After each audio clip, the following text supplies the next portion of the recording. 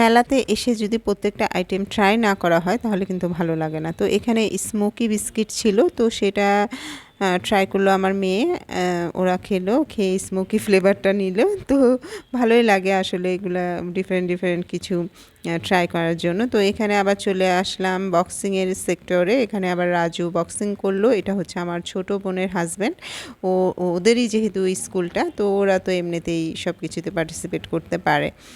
তো এগুলো সব দেখে টেখে দেন চলে এলাম এই একটা স্টলে, যে স্টলগুলো সাজানো হয়েছে কসমেটিক্স আইটেম দিয়ে। তো সেখানে গিয়ে সব কিছু দেখলাম, ভালো ভালো জিনিসপত্র এখানে এনেছে, আর প্রাইসটাও রিজনেবলের মতোই ছিল।